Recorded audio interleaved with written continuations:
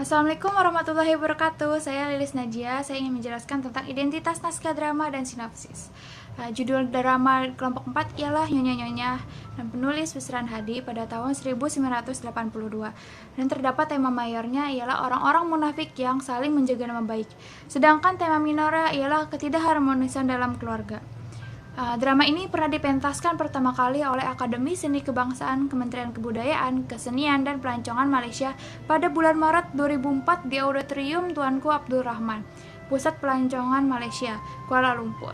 Dan selanjutnya untuk kedua kalinya oleh Akademi Seni Kebangsaan Kementerian Kebudayaan, Kesenian, dan Pelancongan Malaysia bekerjasama dengan Dewan Kesenian Jakarta pada tanggal 2 dan 3 Maret 2004 di Teater Kecil Taman Ismail Marzuki. Nah, selanjutnya ada sinopsis.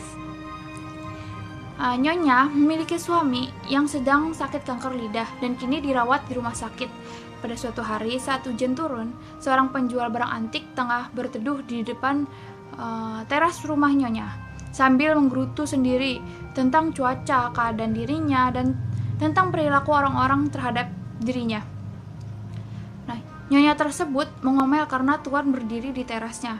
Nyonya khawatir keberadaan Tuan di teras rumahnya akan menimbulkan pandangan negatif dari masyarakat sekitar. Ia juga mengusir Tuan agar lekas pergi dari teras rumahnya. Namun, Tuan mengelak kekhawatiran Nyonya dengan mengemukakan banyak sekali alasan. Nah, pada akhirnya Tuan itu membeli 4 buah marmer tempat dia berdiri agar ia bisa bebas berdiri di sana tanpa didesak-desak untuk pergi oleh Nyonya. Lain waktu, keponakan A datang menagih uang hasil penjualan tanah pusaka. Tanah pusaka milik keluarga mereka telah diserahkan kepada Datuk, suaminya Nyonya, untuk dijual. Namun, uang hasil penjualannya itu tidak dibagi-bagi kepada keponakan-keponakannya. Sebab itu, keponakan A menuntut bagi hasil. Nah, ia juga mencurigai nih Nyonya karena menggunakan harta pusaka itu untuk membangun rumahnya yang mewah. Namun, Nyonya mengelak semua tuduhan itu.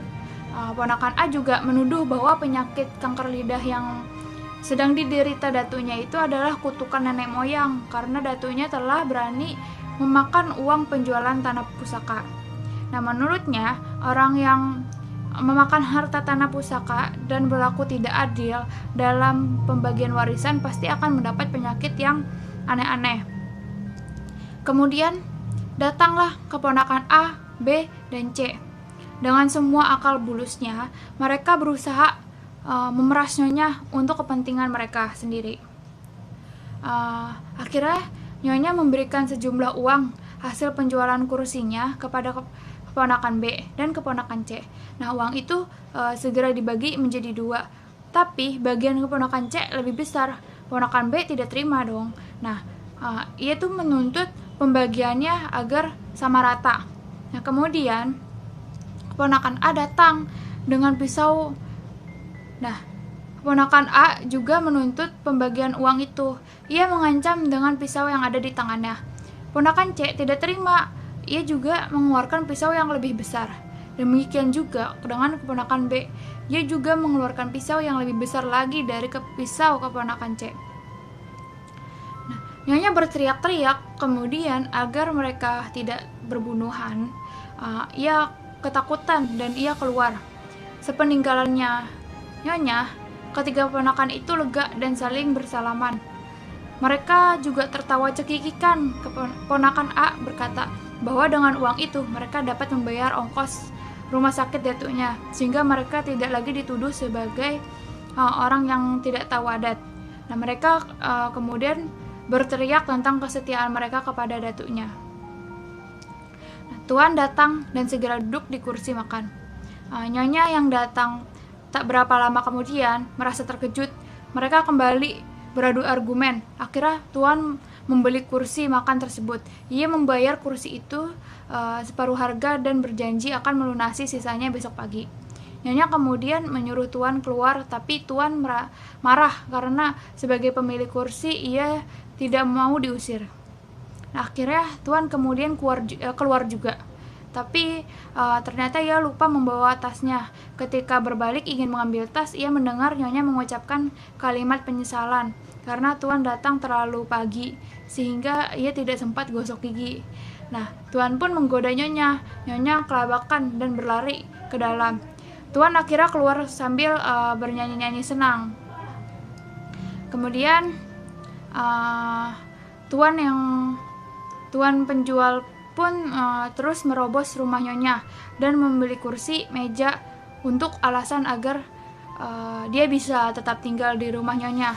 Dengan segala rayuan dan tawaran Tuan penjual, Nyonya pun luluh sampai-sampai ia menjual dirinya sendiri. Pada saat itu, istri Tuan dan para keponakannya menyaksikan perselingkuhan tersebut. Pada akhir cerita, Datu dikabarkan meninggal akibat sakit yang dideritanya. Selanjutnya, perihal keunggulan atau keistimewaan pada naskah drama Nyonya karya Wisran Hadi. Apa saja sih keunggulan atau keistimewaannya? Keunggulan atau keistimewaan naskah drama Nyonya karya Wisran Hadi ini merupakan suatu karya sastra yang menggambarkan kondisi saat ini di dalam masyarakat.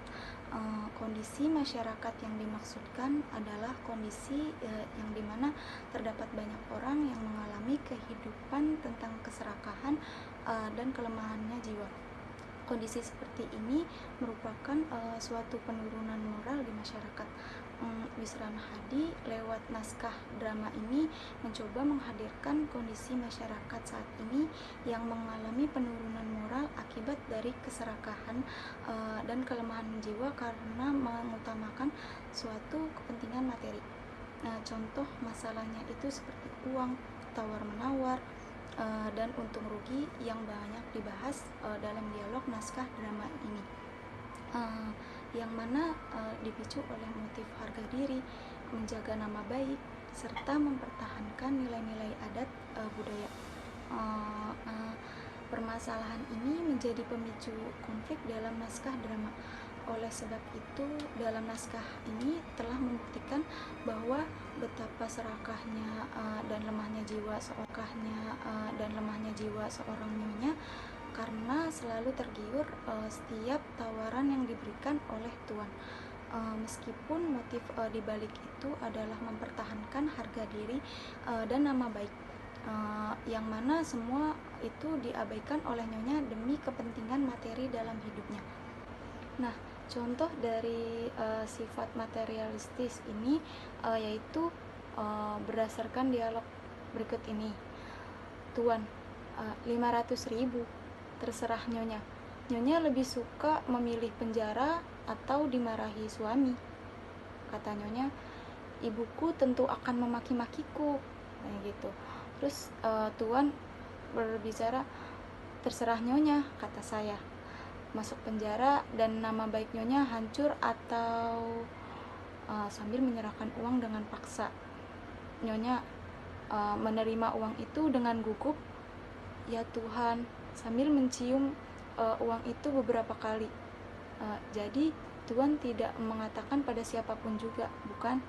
Nah, dialog tersebut merupakan salah satu dari sifat saat ini atau yang disebut dengan sifat materialistis. Dan pada saat ini modernisasi telah mempengaruhi masyarakat dan kehidupan pada zaman sekarang yang terpenting itu adalah mencari uang sebanyak mungkin untuk mempermudah hidup. Dan kerasnya kehidupan saat ini juga bisa menciptakan orang untuk berbuat segala cara demi kepentingan materi. Perilaku materialistis seperti itulah yang terjadi saat ini, yang telah menjadi budaya yang tidak asing lagi di masyarakat, seperti keserakahan dan kelemahannya jiwa yang menjadikan sifat materialistis di dalam diri manusia ini semakin menjadi-jadi, dan hal itu disebabkan karena faktor ekonomi, agama, dan budaya yang tidak mampu lagi berperan sebagaimana yang diharapkan masyarakat agar lebih baik. Wisran Hadi ini melalui naskah dramanya yaitu Nyonya berusaha untuk menyadarkan masyarakat dari kebiasaan-kebiasaan yang tidak baik, supaya masyarakat tidak terjebak dalam hidup kebendaan. Dan mungkin itu saja mengenai keunggulan atau keistimewaan yang bisa saya sampaikan dalam naskah drama Nyonya-Nyonya karya Wisran Hadi ini. Terima kasih. Oke, selanjutnya saya akan menjelaskan mengenai analisis struktur. Tapi sebelum kita masuk kepada analisisnya, tentu kita perlu tahu apa sih definisi dari struktur. Struktur dalam Kamus Besar Bahasa Indonesia memiliki arti sesuatu yang dibangun atau disusun. Maka dari itu, pada bagian ini saya akan menjelaskan apa-apa aja sih bagian-bagian yang membangun suatu naskah Nyonya-Nyonya karya Wisran Hadi ini. Oke, pertama yang perlu kita ingat bahwa naskah drama memiliki perbedaan dengan teks prosa. Perbedaannya di mana? Perbedaannya terdapat pada wawancang dan keramagung. Apa sih wawancang dan keramagung itu? Wawancang merupakan dialog yang harus diucapkan. Jadi dalam naskah drama ini teksnya berisi tentang dialog gitu.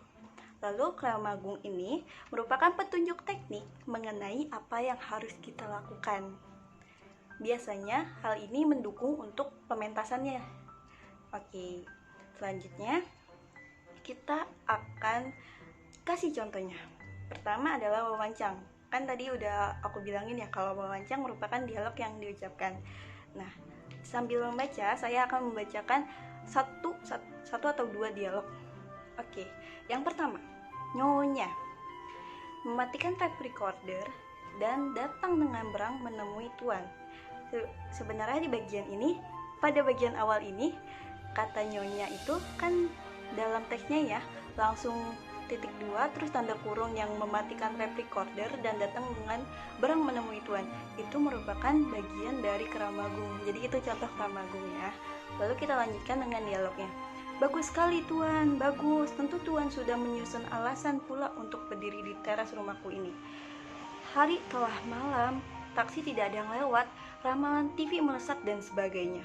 Kalau disangka Tuan sedang bermain drama ya mungkin tidak apa-apa. Tapi kalau mereka menyangka Tuan sedang mengintai saya yang sedang berdandan dalam kamar, kan susah. Ekornya Tuan, ekornya. Lalu Tuan menjawab, maaf Nyonya, kalau ada taksi, saya akan segera angkat kaki. Nah, itu merupakan contoh dari dialognya. Lalu, dalam teks ini atau naskah drama ini, terdapat 618 wawancang atau 618 dialog. Nah, untuk keramagungnya terdapat 114. Selanjutnya terdapat babak dan adegan. Menurut Sumarjo dan Saini dalam buku Mas Likatin yang diterbitkan tahun 2007 pada halaman 114, babak merupakan bagian dari naskah drama yang menerangkan suatu peristiwa pada suatu waktu dan tempat tertentu. Sedangkan adegan ialah bagian keluar dan masuk seorang tokoh atau lebih. Nah, untuk yang pertama, babak dalam naskah Nyonya memiliki 4 atau terdapat 4 babak nih dalam naskah drama Nyonya-Nyonya. Yang pertama, terdapat di teras. Bagaimana sih tahu babak-babaknya ini gimana gitu? Nah, dalam naskah akan ada bagian di teras, ada tulisannya di teras gitu, di mana. Itu untuk menunjukkan bahwa babak-babaknya ini telah terpisah. Tempat-tempatnya telah terpisah dengan situasi yang baru, dengan suasana yang baru. Nah, untuk menjelaskannya, biasanya akan ada narasinya. Setelah pengetahuan di mana sih lokasinya, terus akan ada narasi yang menjelaskan bagaimana situasi pada adegan ini atau pada babak ini. Yang kedua, ada di ruang tamu. Nah, coba saya bacakan narasinya ya. Tuan datang dan langsung duduk di kursi. Dia duduk dengan sangat enak. Sementara itu, Nyonya datang terengah-engah. Dia kesal sekali karena tidak berhasil menghajar ponakan A. Dia terkejut melihat Tuan sudah duduk di ruang tamu. Lalu semua kekesalannya itu dilampiaskan pada Tuan. Itu bagian babak keduanya. Lalu babak ketiganya terdapat di ruang makan. Tuan datang dan segera duduk dengan enaknya di atas kursi makan. Diiringi lagu yang lucu dari tape recorder. Nyonya datang dan terkejut melihat Tuan telah duduk di ruang makan. Itu bagian ketiga atau babak ketiga. Nah, dan babak terakhir yang terdapat dalam naskah ini terdapat di dalam kamar. Nyonya berdandan di dalam kamar. Jelas banget ya tuh, di dalam kamar. Lalu diiringi sebuah nyanyian dari tape recorder. Tiba-tiba Tuan masuk. Nyonya terkejut sekali dan segera mematikan tape recordernya. Jadi itu merupakan 4 babak yang terdapat dalam naskah Nyonya-Nyonya karya Wisran Hadi. Seperti yang saya telah jelaskan sebelumnya, bahwa dalam babak ini akan terdapat adegan-adegan di mana akan ada tokoh yang masuk dan keluar. Oke, kita lihat dari babak yang pertama. Adegan 1 adalah saat terjadi tawar-menawar beberapa petak teras yang ingin dibeli oleh Tuan. Untuk contohnya akan saya bacakan. Tuan, kan hanya 4 buah marmer yang terpakai untuk saya berdiri. Lalu dijawab oleh Nyonya, apa 4 buah? Tanpa pondasi, tanpa marmer lainnya, keempat marmer yang Tuan injak tidak berharga sama sekali. Lalu Tuan menjawab, berapa harga seluruh marmer dan pondasinya? Nah, kita lihat bahwa di sini ada bentuk transaksi untuk membeli petak halamannya. Dan bagian kedua, ketika ponakan A datang, terjadi adu argumen bersama Nyonya dan ponakan A, di mana ponakan A menagih uang tanah pusaka kepada Nyonya. Contohnya atau bagiannya, Nyonya, jadi kamu menganggap uang itu digunakan datukmu untuk perluanku? Ponakan A menjawab, kalau tidak kemana lagi uang sebanyak itu? Beli mobil? Tidak. Pakaian mewah? Tidak. Naik haji? Belum. Kawin lagi? Juga tidak. Nah, di situ kita lihat bahwa ada perselisihan antara ponakan A dengan Nyonya. Oke, selanjutnya adalah adegan dalam babak kedua. Adegan pertama terjadi saat Tuan tawar-menawar kursi makan dengan Nyonya. Tuan, Nyonya tidak mau menjualnya karena fungsinya atau karena empuknya, kata Nyonya. Karena namanya, bukan saja ada di kursi taman sejenis kursi tamuku ini, tapi kursi taman bukan kursi tamu, bukan? Lalu Tuan menjawab, apa Nyonya mau melepaskan bila ku bayar 600.000? Nah, di sini juga terjadi transaksi jual beli perabotan yang ada di rumahnya Nyonya. Lalu adegan keduanya, ketika istri dari Tuan tiba-tiba datang dan marah-marah pada Tuan. Lalu adegan ketiganya adalah ponakan B dan C, berbeda dengan ponakan A, mendatangi rumah Nyonya. Kita ambil naskahnya ya. Ponakan B, ini rumahnya, lebih mewah daripada rumah kepala imigrasi, kata si ponakan C. Ponakan B. Lalu ponakan C menjawab, baru lagi besar dan mewah. Ponakan B, pantas uang pusaka kita dihabiskan untuk membangun rumah ini. Itu terdapat dalam bagian ketiga. Lalu ada bagian keempatnya juga nih. Bagian keempatnya adalah, atau adegan keempatnya adalah, Nyonya datang dan ponakan B dan C mengubah sikapnya. Ketiga tokoh saling beradu argumen data atau sedang berargumen. Ponakan C, kami punya bukti yang cukup. Ponakan B mengeluarkan selembar kertas dari dalam tasnya. Ini Kramagung ya. Terus ia berbicara bahwa ini bukti tertulis pengakuan datuk kami. Lalu Nyonya menjawab, jadi dia mengakui. Apa yang diakuinya? Ponakan B menjawab, pokoknya uang tanah pusaka lebih diserahkan pada istrinya. Lalu adegan kelimanya, ketika ponakan A tiba-tiba datang dengan membawa pisau, mengancam Nyonya dan lainnya. Nah, itu dia, uang marmerku. Ponakan C, kamu mau apa kesini? Pergi. Pembagianmu sudah kau terima sendiri kan? Ponakan A, siapa yang mau bicara akan kubungkam. Lalu Nyonya A dalam kelemagungnya ia menangis. Uang marmerku. Lalu ponakan A menjawab, bagianku mana? Ponakan C, bagian apa lagi? Ponakan A, kalau tidak dibagi rata, tidak seorang pun yang bisa selamat keluar dari rumah ini. Babak ketiga yang terjadi di ruang makan dengan adegan pertama terjadi ketika Tuan datang dan langsung duduk di kursi makan. Tuan duduk di kursi makan tanpa memakan sesuatu, maka fungsi kursi makan sebagai kursi makan telah kita abaikan. Setidak-tidaknya ada minuman lah atau makanan ringan. Lalu Nyonya menjawab, Tuan benar-benar seorang penjajah. Lalu kita lanjut ke adegan kedua. Adegan kedua adalah ketika tiba-tiba ketiga ponakan masuk. Ponakan A, tidak ada orang, sialan. Ponakan B, keramagungnya terus meratap, oh datuku telah malang, dapat istri tapi... Ponakan menjawab, jangan terus meratap, tidak ada orang. Lalu kita lanjut ke dalam babak keempat. Bagian keempat atau bagian terakhir yang berada di dalam kamar. Adegan pertama, ketika Nyonya berada di dalam kamar, lalu Tuan datang dan tiba-tiba masuk. Nyonya, keterlaluan, keluar. Tuan, maaf Nyonya. Lalu Nyonya mengatakan lagi, ini kamarku Tuan. Nah, kita lanjut ke adegan kedua. Ketiga ponakan memasuki rumah dan meratap. Ponakan A, oh datuku, ini kemenakanmu. Ini percayalah, datuk istrimu tidak ada gunanya, tidak ada artinya lagi. Ponakan B, oh datuku yang malang, kau meninggal tanpa didampingi istrimu. Oh nasib datuk malang paling malam.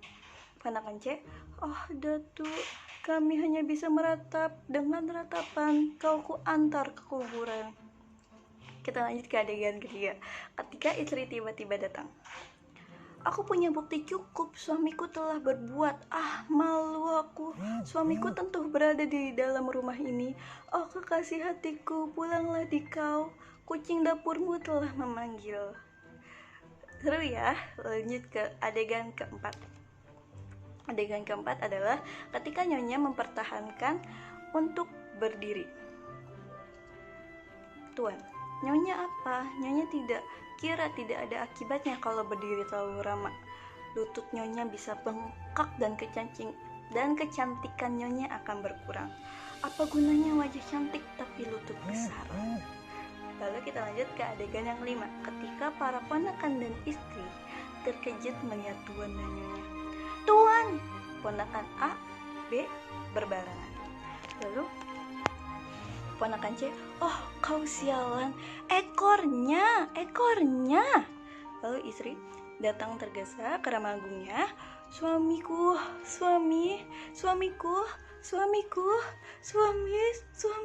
Lalu ia tergeletak pingsan. Nah, itu adalah adegan yang terdapat dari setiap babaknya. Oke, saya akan menjelaskan tentang analisis tekstur drama naskah drama Nyonya-Nyonya. Analisis tekstur dibagi menjadi 3. Yang pertama itu ada dialog, yang kedua itu ada mood atau suasana, yang ketiga itu ada spektakle. Dialog yang ada di dalam naskah drama Nyonya-Nyonya di antaranya yang pertama ada dialog antara Tuan dengan Nyonya. Contoh kutipannya Tuan, setan rumah Nyonya baru seperti ini sudah berani mengusirku. Ini kan gedung pertunjukan. Nyonya, hah, gedung pertunjukan? Masa bodoh. Tapi kan cukup mahal, Tuan. Terasnya dari marmer. Tuan tahu harga tempat Tuan berdiri saat ini? Tuan, kan hanya 4 buah marmer yang terpakai untuk saya berdiri. Nyonya, apa? 4 buah? Tanpa pondasi, tanpa ada marmer lainnya. Keempat marmer yang Tuan injak tidak berharga sama sekali. Dialog yang kedua itu antara Nyonya dengan ponakan A. Contoh dialognya dalam kutipan langsung, Nyonya, kenapa datang tergesa-gesa? Kamu dari rumah sakit? Apa datukmu memerlukan sesuatu? Apa dokter mengatakan datukmu akan dioperasi? Ponakan A, aku tergesa-gesa karena memerlukan sesuatu. Nyonya, semuanya sudah kusediakan sebelum meninggalkan rumah sakit pagi tadi. Apalagi yang diperlukan? Ponakan A, aku memerlukan keseriusan. Nyonya, baik-baik, aku serius, katakan. Dialog selanjutnya yaitu antara tuan dengan istri. Contoh dialog dalam kutipan langsung, tuan, halo sayang. Istri, naik hitam, apa? Halo, apa? Sayang, nasi sudah dingin gara-gara menunggumu. Katanya kau pulang cepat, nyatanya parkir di sini. Lalu kau bilang, halo sayang. Bilang saja, halo babu. Halo kucing dapur, sudah beranak 7 masih bilang sayang. Hah, di rumah orang lagi. Tuan, sabar sayang. Kau harus mengerti bagaimana peliknya dunia bisnis. Berkali-kali hal seperti ini kukatakan, tapi kau tidak kunjung paham. Aku baru saja terlibat pertengkaran. Masa kursi begini dikatakan harganya 600.000? Dialog selanjutnya adalah antara ponakan B dan ponakan C. Contoh dialognya adalah ponakan B. Ini rumahnya, lebih mewah daripada rumah kepala imigrasi. Ponakan C, baru lagi, besar dan mewah. Ponakan B, oh pantas uang pusaka kita dihabiskan datuk untuk membangun rumah ini. Nah, dialog selanjutnya atau dialog terakhir itu antara Nyonya dengan ponakan A, B, dan C. Contoh dialognya pada kutipan langsung, Nyonya, nah itu dia, uang mamerku. Ponakan C, kau mau apa kesini? Pergi. Pembagianmu sudah kau terima sendiri bukan? Ponakan A, siapa yang bicara? Akan kubungkam. Nyonya sambil menangis, uang mamerku. Ponakan A, bagianku mana? Ponakan C, bagian apa? Ponakan A, kalau tidak dibagi rata, tak seorang pun yang bisa selamat keluar dari rumah ini. Ponakan C, jadi kau gunakan pisau untuk mengancamku? Nyonya, jangan berbunuh-bunuhan. Jangan, oh uang mamerku, uang kursiku, jangan berbunuh-bunuhan. Ekornya, ponakan A. Diam, ekorku lebih besar lagi tahu. Ayo cepat keluarkan bagianku. Ponakan B, kalau begini caranya, aku juga bisa lebih nekat. Nah, selanjutnya ada mood. Mood itu merupakan unsur tekstur drama yang merujuk pada suasana. Suasana dalam naskah drama Nyonya ini yang pertama ada suasana panik. Contoh kutipannya, Nyonya, pergi, Tuan, pergi. Ekornya tidak baik, Tuan. Nama baikku akan hancur berderai-derai. Tuan, tunggu sebentar Nyonya, saya memang akan pergi juga. Terlihat dari percakapan di atas menggambarkan suasana panik di mana Nyonya sudah berkali-kali untuk mengusir Tuan, tapi Tuan tidak mau pergi. Yang kedua ada suasana mencengkam. Tuan, Nyonya, darah mulai mengalir dari betis Nyonya. Nyonya, masa bodoh, Tuan. Memegang kaki Nyonya, maaf Nyonya, saya harus bertindak. Darah tidak persoalan, tapi kalau darah Nyonya sempat naik ke puncak kepala, akibatnya fatal Nyonya, saya akan susah menanggungnya. Nyonya, masa bodoh, Tuan, jangan gugup Nyonya, saya sedang berusaha mencegahnya. Dari percakapan di atas terlihat bahwa ketika Tuan sedang masuk ke dalam kamar Nyonya, ia langsung memegang betis Nyonya tersebut. Yang ketiga ada suasana sedih. Dalam kutipan Nyonya terus menghitung untuk uang, menangis.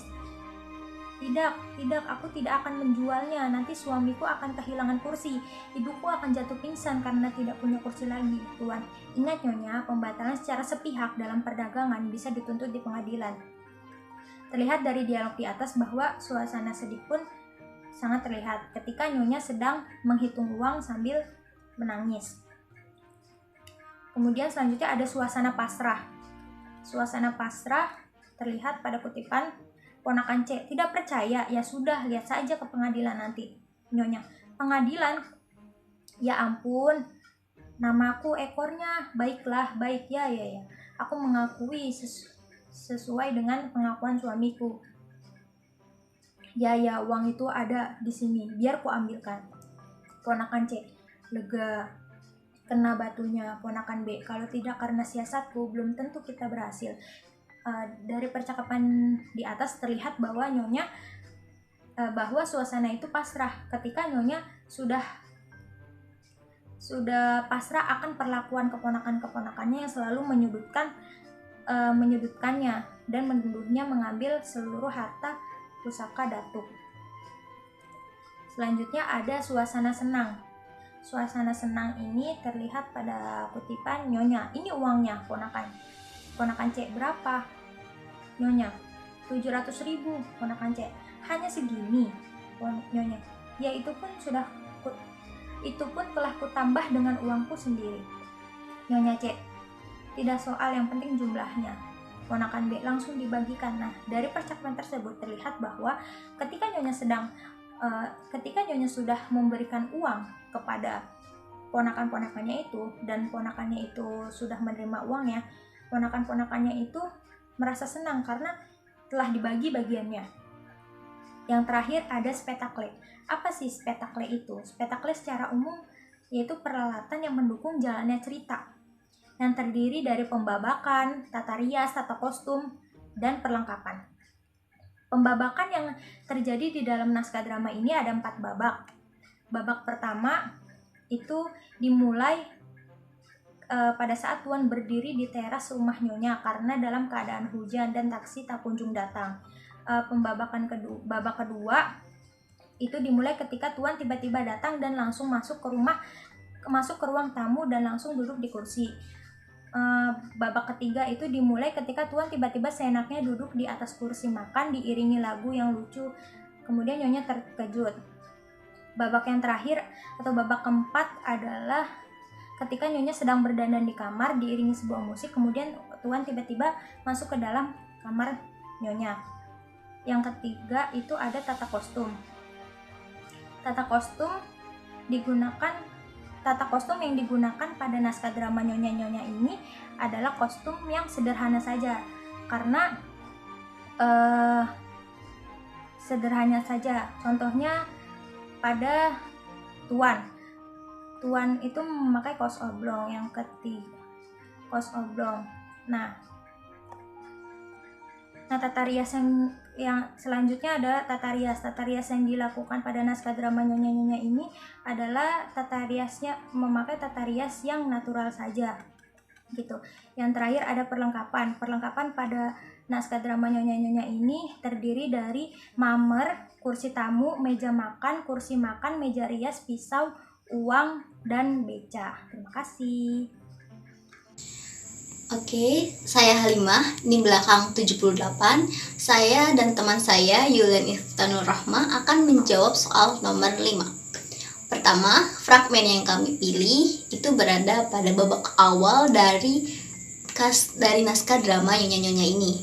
Yaitu, ceritanya adalah awalnya itu dibuka dengan monolog tokoh Tuan. Dilanjutkan dengan kedatangan Nyonya. Nah, Tuan ini melakukan monolog di depan rumah Nyonya, atau lebih tepatnya di teras rumah Nyonya. Dilanjutkan dengan kedatangan tokoh Nyonya yang kemudian berusaha untuk mengusir Tuan karena Nyonya merasa tidak nyaman ada laki-laki yang berdiri di depan rumahnya, sedangkan dalam rumahnya itu kosong. Jadi ia sedang sendirian di rumah, ia sudah menikah, di depan rumahnya ada seorang laki-laki yang merasa tidak nyaman dan berusaha untuk mengusir Tuan.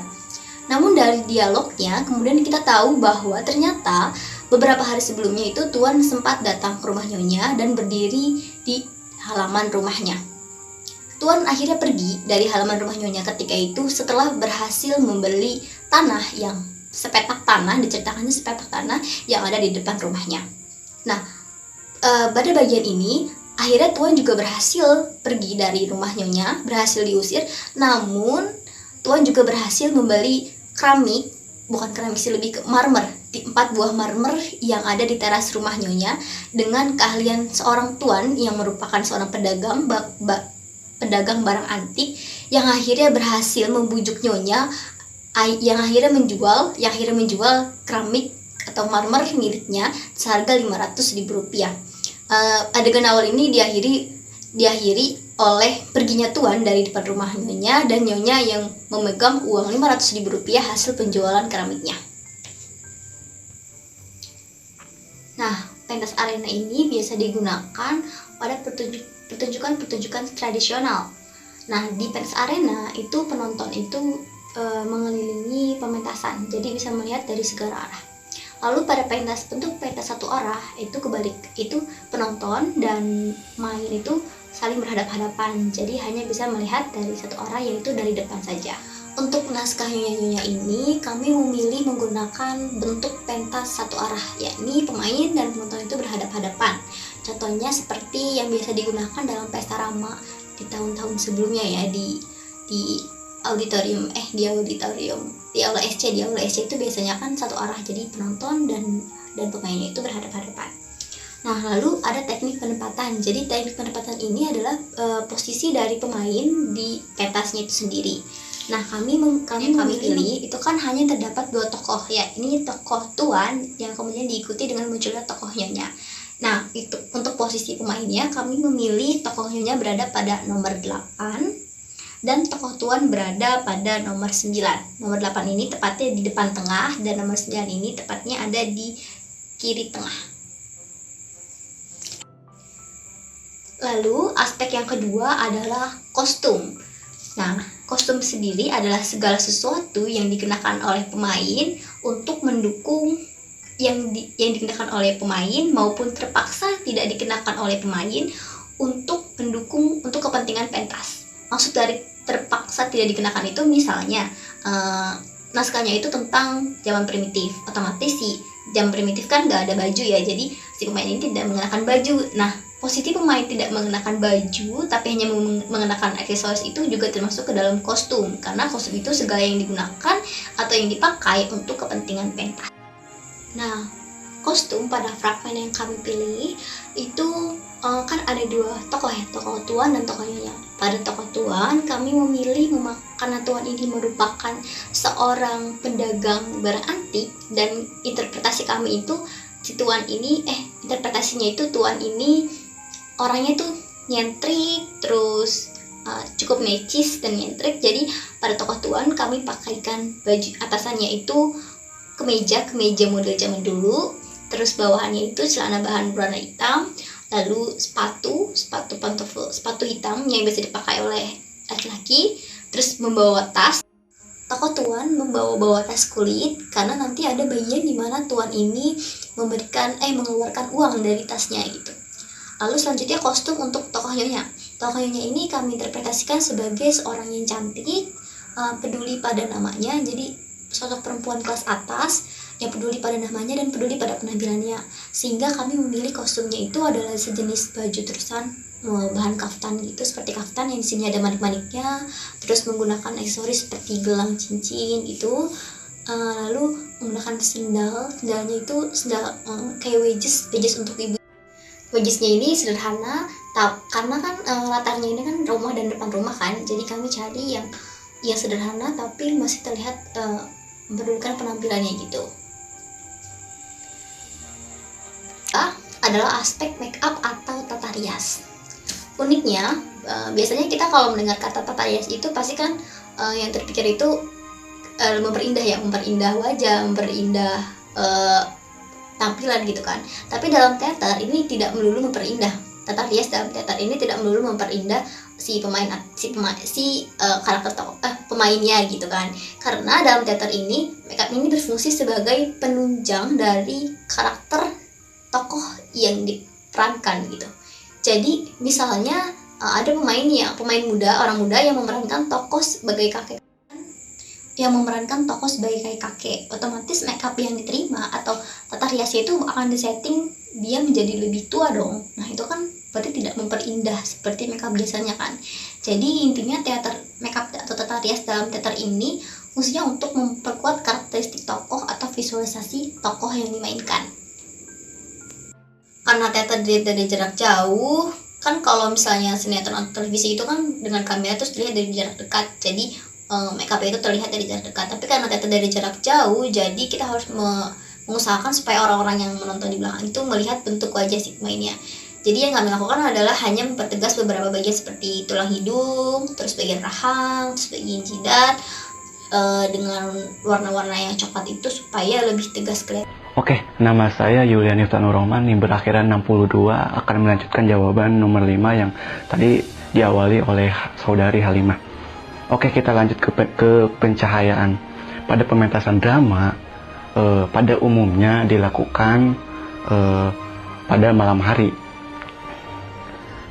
Perlu diingat, pencahayaan pada pementasan drama ini sifatnya menyinari, bukan menerangi. Lantas perbedaannya apa? Oke, kita langsung ke praktek saja. Lampu yang menyorot saya ini menerangi. Maksudnya menerangi itu menyebar kemana-mana. Sedangkan kalau menyinari itu lebih kompleks, lebih tertuju kepada objek mana yang akan dia sinari. Contohnya seperti ini. Ini adalah salah satu center.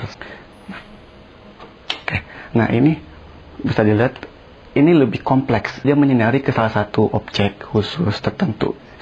Begitulah perbedaannya. Sebenarnya tujuan dari pencahayaan ini adalah untuk mendapatkan efek-efek tertentu sehingga pementasan ini lebih menarik. Untuk mendapatkan efek-efek ini, maka lampu-lampu ini ditempatkan secara khusus untuk menyinari beberapa objek tadi. Lampu-lampu yang digunakan pada saat pementasan biasanya menggunakan lampu-lampu yang berwarna sesuai dengan latar yang dipakai pada pementasan tersebut. Misalnya fragmen tertentu atau capture tertentu itu pada latar siang hari, maka lampu yang digunakan akan putih ke kuning-kuningan menyerupai matahari. Pada pementasan drama, tim yang memiliki budget belum begitu banyak biasanya menggunakan lampu yang manual. Lampu yang manual misal seperti ini. Ini warna dasarnya berwarna putih. Apabila dihubungkan ini akan berwarna putih. Biasanya untuk tim yang dananya yang budgetnya sedikit, dia akan menggunakan kertas atau plastik yang berwarna-warni sesuai dengan hasil yang ingin dia inginkan. Ini berwarna merah, maka hasilnya adalah berwarna merah seperti ini.